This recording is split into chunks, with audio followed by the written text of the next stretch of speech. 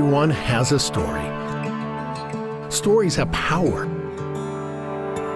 They help us understand each other. This is Jessop's Journal. Hey, Nicea. Hi. Great to see you. Let's go chat. Good to see you. Nicea, it's time to sign into Jessop's Journal. I would love to.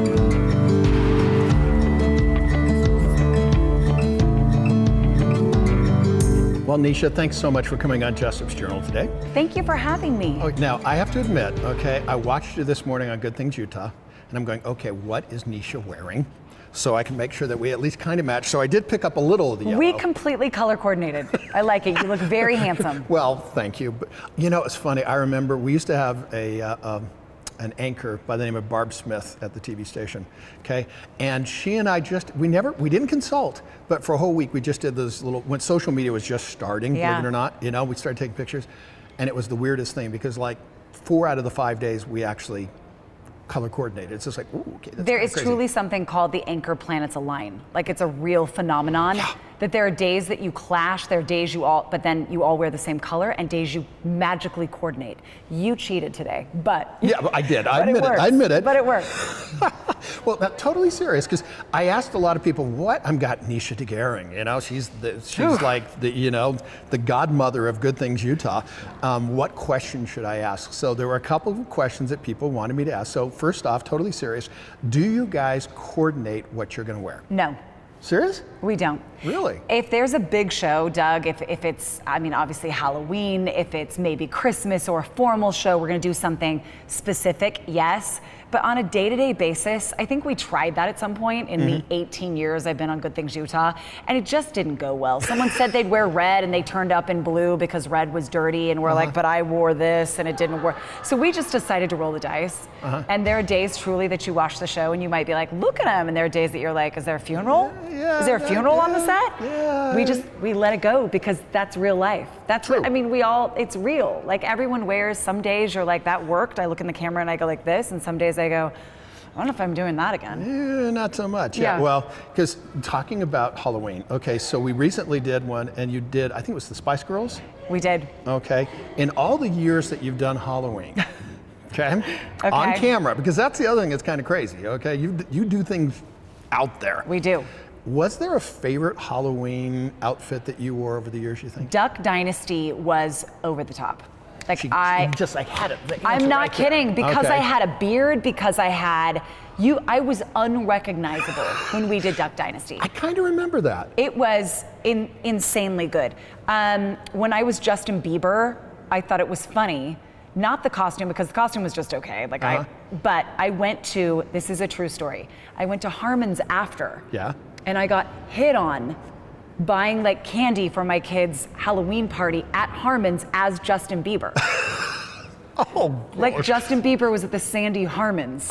People. Like, ooh, there's a celeb sighting. And wow. then I went to see my girls at school, Yeah. and the teacher had to like take me out and say, "Who are you? Did you sign our visitor slip?" And I'm like, "It's me, Nicea, Here. with no huge musical career. It's me." Yeah, so that one was pretty fun too. But no, Duck Dynasty was one of those that I was like, who's that person in the mirror? And that's when it's fun, right? That's when it's good. Well, I know, because you and I have gone to, was it Comic-Con a couple times? Oh, yeah. You know, and it's like, okay, everybody's kind of doing their thing. They're out of my league, Doug. Oh, yeah. No, I don't even try to compete with that. There's some amazing, I mean, spending years and months and the detail that goes into those costumes. I'm impressed. And by the way, Comic-Con people are some of the nicest I've ever Aren't met. they? Yeah, My I agree. favorites. I agree. So talking about nicest, okay, I'm going to put you on the spot. So out of all the interviews, and I'm trying to figure this out, okay, have you ever counted how many interviews you think you did? No, I should. It's just like, I mean, that's kind of insane. Way too many. Yeah, a lot. But was there a favorite interview over the last 18 years? So this was before 18 years. Okay. This was before Good Things Utah. I'd have to think about my G2 ones because there've been so many amazing. But Garth Brooks. Oh, really? Doug, I was young. I was so young. I didn't listen to country music. I was the crime reporter. And they sent me to interview Garth Brooks, who had just sold out Central Park. I mean, insane concert in the late 90s. He comes to Utah, sells out 5 nights at the then Delta Center. And I'm doing some carjacking or something, and they reroute me to go interview him at the Delta Center. Yeah. I'm in capable Ann Taylor shoulder pads. Like I am 20 something and I want to be big. I have the bob. I am very serious about my reporting duties. Right. I know nothing about country music, like Okay. nothing. So I sit down with Garth Brooks and I decided to be honest. I said, I'm sorry, like I know who you are, but I don't know very much about you. Okay. Like that's reporting 101 that you don't say that. Yeah, well, you fake it till you make it, right? You Uh-huh. fake it. And he was so kind. He was so, let me tell you about me. And let me tell you why I do what I love. And his animation, it felt real. It didn't feel stilted. It didn't feel rehearsed. And I said, what's it like to be on stage? And Garth Brooks goes, he looks around and he goes, I can't tell you, I have to show you. You're coming on stage with me tonight. Serious? And I said, that's okay, sure. And he goes, sure, no, but okay. goes like Yeah, this yeah. to his people. He goes, she's on stage with me tonight, get her 2 tickets. I went to the concert. Yeah. He pulled me up for the encore. Yes. I held hands with Garth Brooks at the sold out Delta Center on stage right before he sang I Got Friends in Low Places. And I was at the pinnacle of my career. There you go. Right there. Right there. I could have died and gone to heaven and been fine. I didn't even really know Garth Brooks and the impact that he had on country music, and it was a moment I will never forget. Virtual fist bump. But right? Yeah. So he came back real quick, the end of that story. 4 years ago, first time he'd been back, now Energy Solutions, I got to go interview him. Yeah. I see him, and I said, while they're miking him up, I said, I have a story for you. There was a little reporter in Salt Lake years ago, 2 decades ago. She knew nothing about country music. And he says, yes, ma'am, yes, ma'am. And I said, you not only told her what it was about, you took her on stage and held her hand to show her how it felt. And he goes, you still have a job. And I said, Yeah, serious? and so do you. I go, you're still singing. And we had a moment and like, we hugged, it was before COVID. Thank heavens it was before COVID. Uh-huh. One of my favorite like connection, because that's what I do. Like I tell stories, I tell other people's stories. Yeah. And he taught me about connection and making a connection with a stranger that really was like, I don't know you. I was there to do the interview, but I learned from Garth Brooks. Isn't that crazy? Yeah. I mean, because all the things you look at and the different kind of people we get to meet. And you know, it's funny, and I haven't done nearly the amount of interviews you've done, but the thing that gets interesting, and I gotta think you get this one too, it's like everybody says, granted, they don't know all the stuff we go through Right. behind, but oh, you've got such a great job. For sure. So what And is- we do. And we do. And We I do. We I have a do. great job. I'm so lucky. What is the favorite thing about doing what you do? I have the most interesting view of Utah and our state and the people in it. I'm inspired every day. I meet people doing incredible things. When my day isn't going how I wish it would, I sit down and someone tells me about their life and their story, and I'm able to share that with our viewers, and it changes my life. And that doesn't happen now and then. It happens at least once a day. I always say, Doug, if this all ended tomorrow, I'd be the luckiest. I'd be okay. Yeah. Because I've had the best journey. Like I really have. I was a little girl when I walked into Channel 4. I mean, I was straight out of college and adorable and blonde, and could I do this and could I? It's so competitive. Oh, yeah. I mean, my parents did not want me to go into this. Did not. And I so wanted to prove myself, and instead I found myself. Yeah, I can see what you're saying. Now, admittedly, I have field produced with you a couple times, and I've put you in some weird situations occasionally. You have. And I remember once we put a GoPro camera in a little tiny plane, okay? And I had you, I think it was like test takeoffs and landings or something, and I truly, you know, truth be told, you know, I'm telling the flight instructor, please, please, please take care of her, okay? You know, I thought I was going to die. Yeah, well, yeah, I'm sorry. Yeah, I really did. Yeah, it was just like, I was shaking. yeah, It was a tiny plane, yeah, it was. and I had to land it. He made me. He went like this to the controls. And by the way, the camera's rolling. Yes. So I didn't know quite. I wanted to not die on camera, but would the Yeah, camera well, not be fine too? Like I yeah, didn't know. well. But he went like this, and I was like, I've got to land it. I have no choice. It's those experiences that where the heck would I get anywhere else? Yeah, I mean, because now, admittedly, the worst one that I've ever done for one of our people, and it was with a weather guy that used to be with us, Dan Pope, okay? I actually put him on a bull, in a bull chute at a rodeo. Okay, No. and I'm going, no. Now, granted, you know, he went to jump on the thing, and I had this bull rider right next to me, and I saw this lightning hand go by, whoosh, and grabbed him by the shirt collar and lifted him up. It's just like, whoa, okay. You know, he says, see that red pad right there, okay? If you had kept going, that's where your head would have landed. It's like, okay, yeah. So, Well, there are some like reporter, let's try that, Yeah. and some that you go, no, let's leave that to the experts. Like, yeah. Well, I have to not admit, try that. I've done all kinds of crazy things. The craziest one, well, I don't know about crazy, but there was one where I was a little anxious about heights. And so I did, admittedly, had to take a little anxiety medicine, but you know, hot air balloon? did you go up? Yeah. So we're about a mile up. And there's this guy's got a backpack on. Now, they had warned me they had some special guy there. I'm going, all right. And he literally gets on top of the basket and jumps out. What are you doing? He was one of these base jumper guys, had the No. parachute. Okay, and I said, do you normally do that? Oh, no. Well, there's no way in Hades I'm putting that in the story because I don't want somebody that's a little, To decide to try it. Yeah, so out of all the things you've done, what was the most dangerous? I know it's quite the right word, but kind of tenuous where you're going, Should I do this? Should I not do Yeah. this? Is this good TV? Yeah. It's the eternal question we ask ourselves. Is this good TV?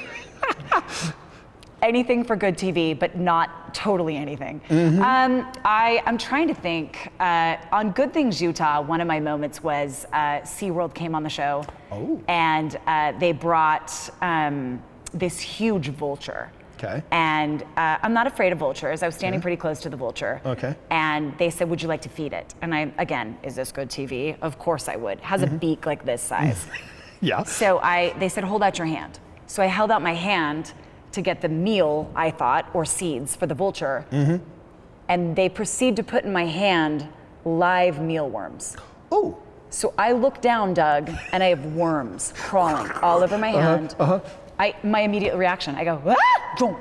I throw them in my co-host's hair. Serious? They go in her hair, she screams, we both scream, the vulture goes up into the lights on Good Things Utah and would not come down. Oh, I was just wondering if you were going to go for the hair. It's like, No. Wow. It went up and stayed. Ooh, So okay. we ended the segment. SeaWorld's like this. I go, Yeah. I'm sorry, you didn't warn me about the real live worms in my hand. Yeah. No. So that was one of my bugs, spiders, worms, snakes. I don't walk off the set, but I definitely get like, okay, I'm sweating. I'm sweating, and I'm also smiling while I'm sweating, and I don't like it. Because remember that old phrase, never let them see you sweat. Right. Yeah, okay. You've seen me sweat. Oh yeah, now there's Utah. one that I did see you sweat, okay, and I was on set there, and it's just like, I cannot believe this. So we had this one guy, and yeah, I'll go ahead and say his name, Norm Macdonald, comedian, Yeah. okay? Oh, I love that you're bringing this up. How do I put this politely?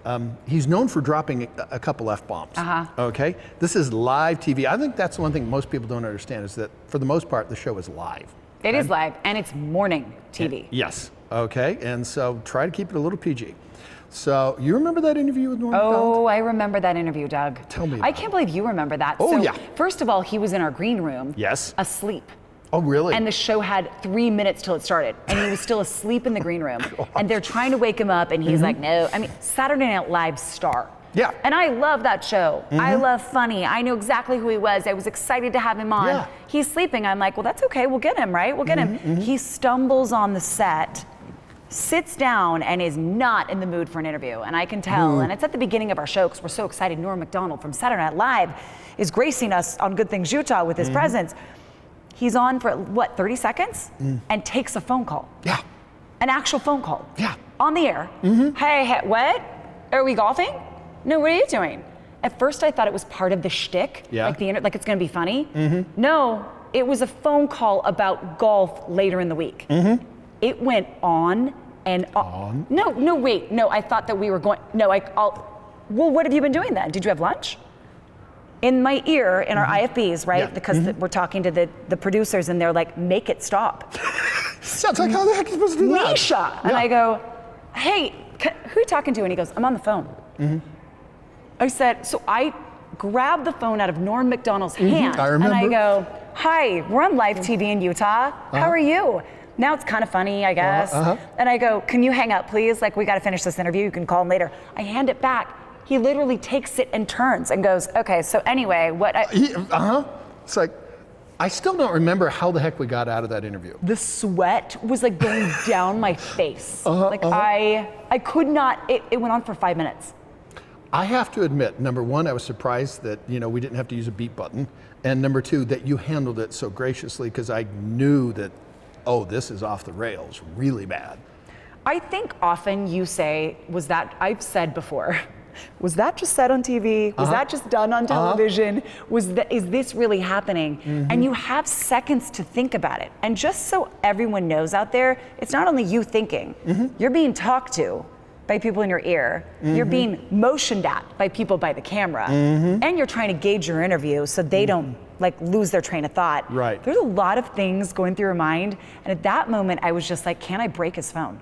Can I throw it over his head? I was waiting for you to just throw it against the wall or something. Yeah. Norm Macdonald. No, and I was bummed because I like him on SNL. I was bummed. Yeah, well, and that's the thing, having interviewed people, it's like you've got this preconceived notion, okay, of somebody. It's like, okay, this person's like this and this person's like this. It's like, the funny thing for me, that some of the nicest guys that I've interviewed are backstage at WWE wrestling. Really? Yeah, I mean, it's like they're talking about their 401k, they're talking about boating and everything. I remember there was this one, I won't say his name, but he used to be a wrestler in the Olympics, okay? And you'd covered Olympics. Okay. And so I gave him a promo line, and he says, okay, wait a second. So it's like, oh my gosh. You got to build up. You gotta boy. You gotta get ready. It's like increased cup size a couple times right in front of me. It's like, wow, okay. And he does line. It's like, okay. Right. But, the thing that people don't realize, is that it is live TV and that there are certain characters. Now, that's one of the things I wonder about you, because out of all the people that I know, you are very, very recognizable.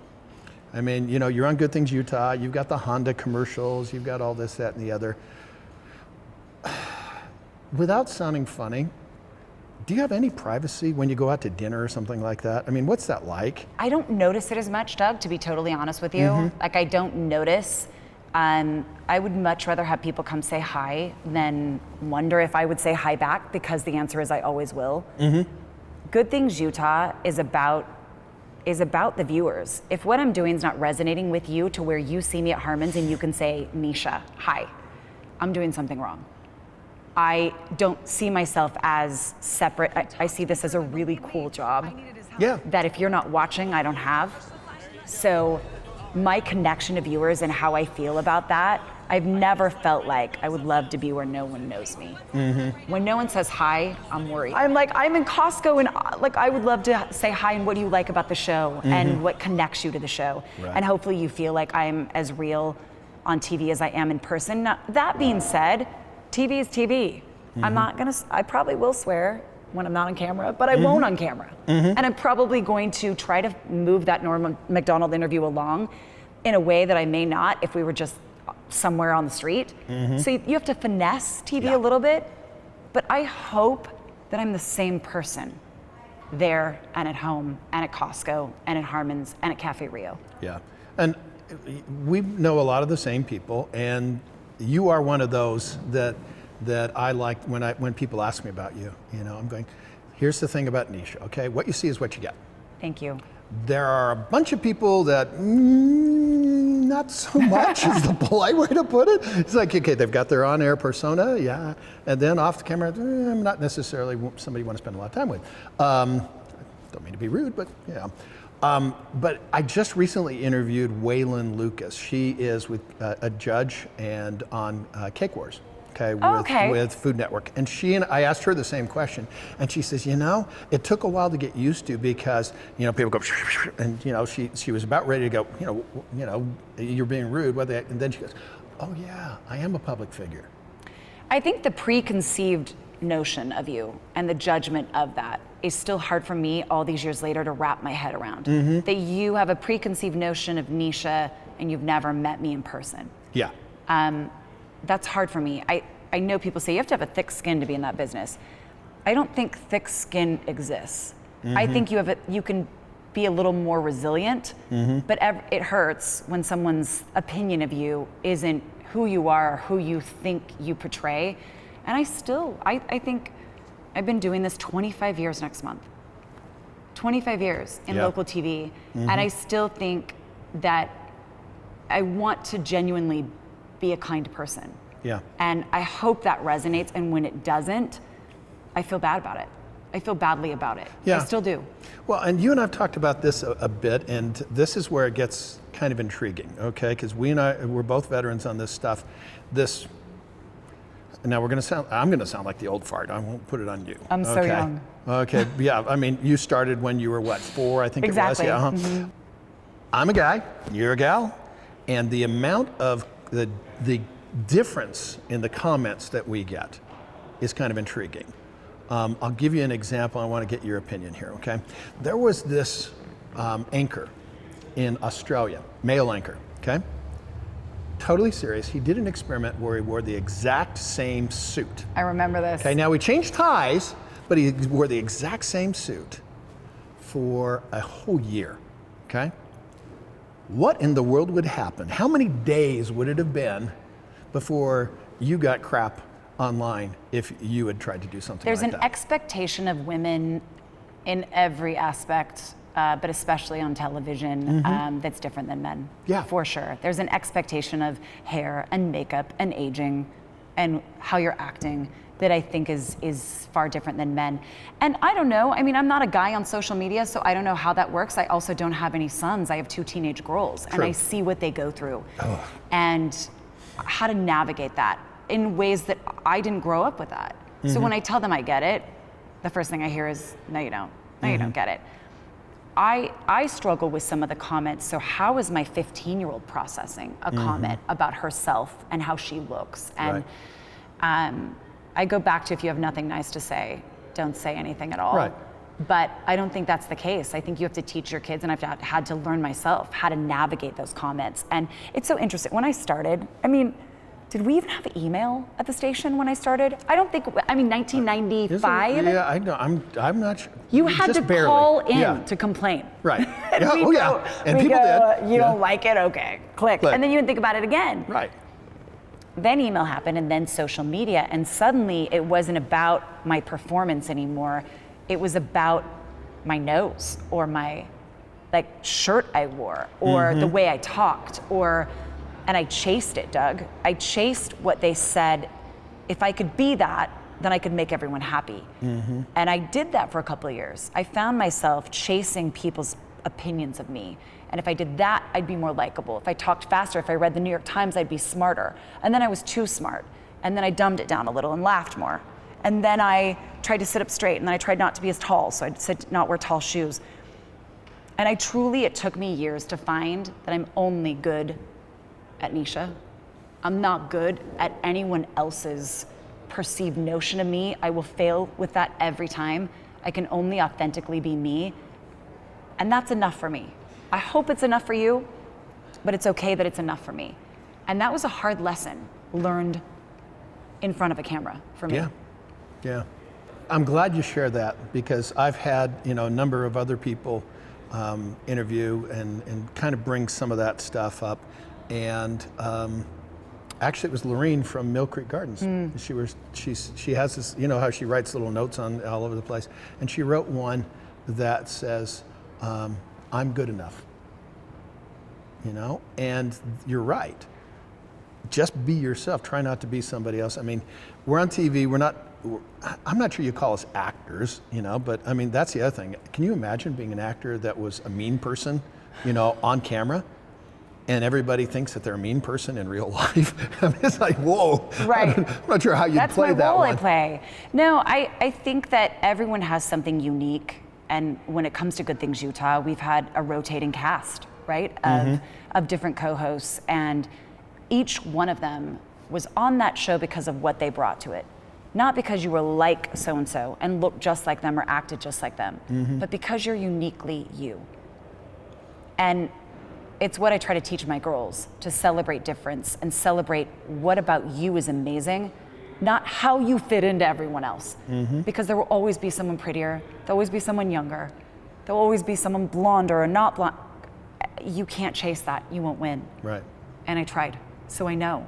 And those are lessons that I wish I would have learned younger. Yeah. Right, we all do, but you learn them when you learn them. And I'm glad I know it now. Well, it took me till I was 30 to basically say, you know what? Not everybody's going to like me, and that's okay. Yeah. You know, but when you have a magnifying glass on, it kind of speeds things up a little bit. It does. In the 18 years, okay, do you remember the first day or what it was first like? Because here's this show idea. You're going, okay, we don't know if this is really going to work. I didn't like it. Yeah. You know I didn't like the idea. Really? No. Tell me more. I was the crime reporter at the time. I was covering, it was right before Elizabeth Smart happened. So this is a long time ago. And I had just got my shoulder pads in a place where I felt comfy with police and all my sources. And I just admired Diane Sawyer so much and Katie Couric, and that was my direction and my goal. And they called me in one day and said, we're starting this new show.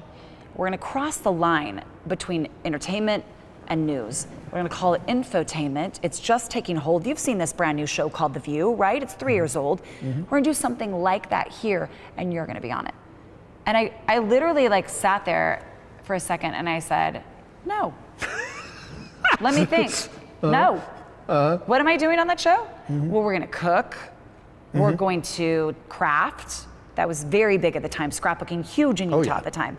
We're going to just do some fluffy, featurey news things. And I was like, literally been the crime reporter for 6-7 years at the time. And I don't even know what language you're speaking right now. I'm not good at that. How do I do that?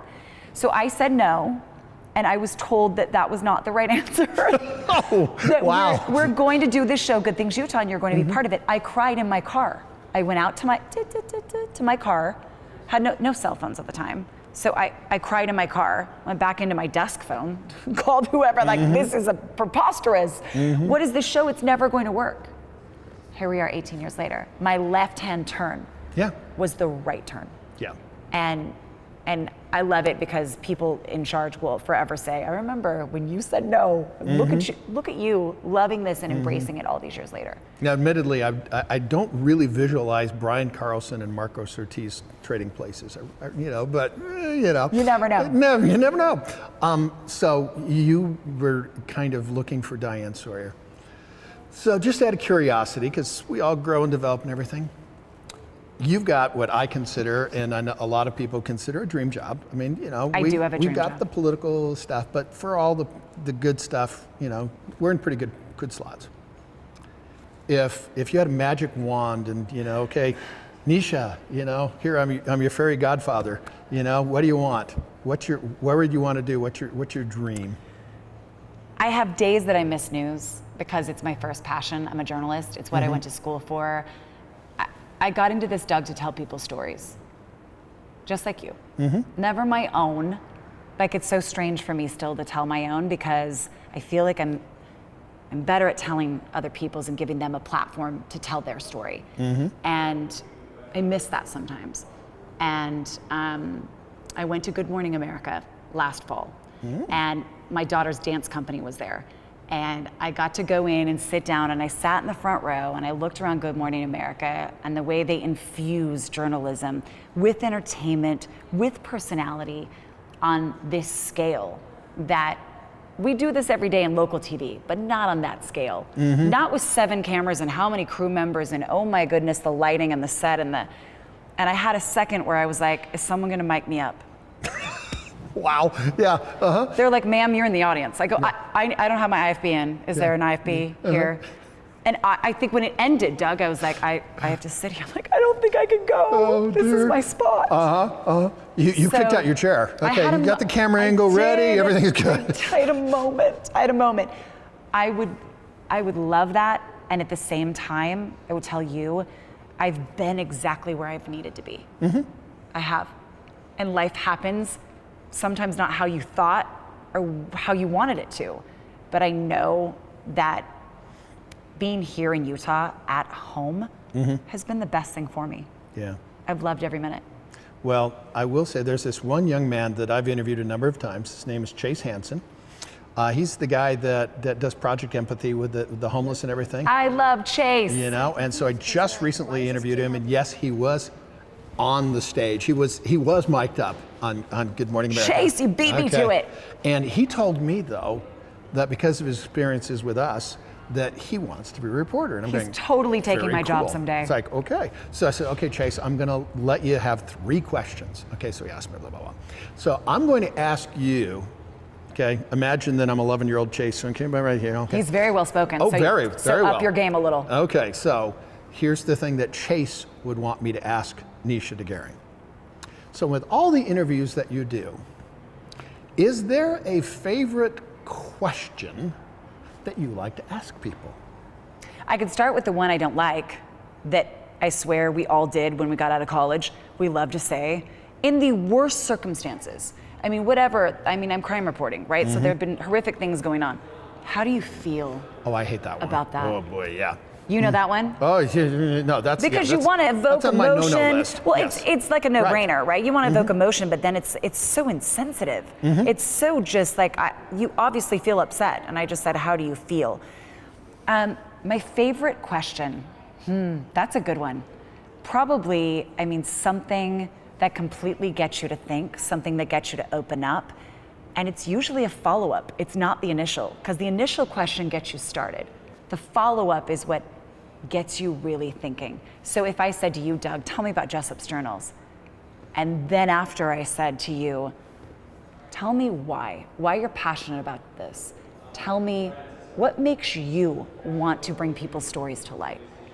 That's where you get people. It's not the initial, because you got to make you feel comfy. Then I'm going to get in there, Chase. Then I go deeper.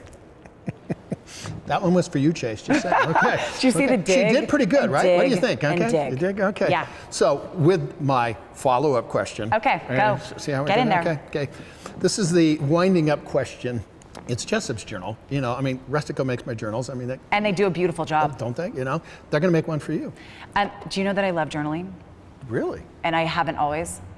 There's something about putting my thoughts to paper and getting them out of my head that I've realized is so good for me that someday I want to write a book. I don't know. There We'll you see. go. We'll see. I don't know. But it might be in the pages of this journal. But I love getting it all out on paper.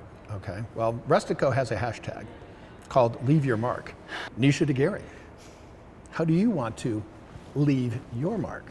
I would love to leave Utah TV a tiny bit better than I found it.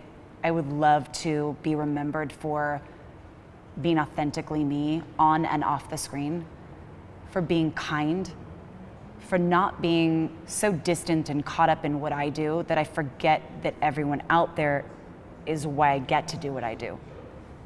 To tell stories in a way that inspire people like I'm inspired every day. To be someone my kids can look up to, and whether they ever fantasize about doing this career or not, be proud of. I've had and I do have a dream job, and I feel lucky every day. Well, thank you very much for coming on. And the other people we need to thank, number one, you got to thank that guy right there, Ed. Okay, we both worked with Ed for forever. Ed is my videographer. I call him my collab. Okay, so he's my collaborator. We do all these together. Look at you, collab. Collab. The other thing, of course, that I want to thank is the people that make this possible. We got the 5 Wives hand sanitizer. Oh, nice. And yes, they do make adult beverages. Okay. The folks at Clear make the spray. This is for dry mouth? Dry mouth. Okay. Mm-hmm. Very good. Here's the other thing that's kind of interesting. Okay, so we hand it sanitized, and this sounds kind of funky, but okay, you wash your hands. But have you thought about washing your nose? No. Well, who's that from? Clear nasal spray. Oh, nice. And what's crazy is they've been doing studies here in Utah, coming to find out that this stuff will help prevent the virus that causes COVID from sticking to your nose. You say that to me, I say yes. Yeah, it's like, okay, that's the biggest no-brainer. And, of course, Taylor Cooperative, makes me look good, and JW Custom Hats. This is the thing I want people to remember, okay? Stories have power. They help us understand each other. With another entry into JESSOP'S journal and Nicea Degering, I'm Doug Jessop, ABC4 News.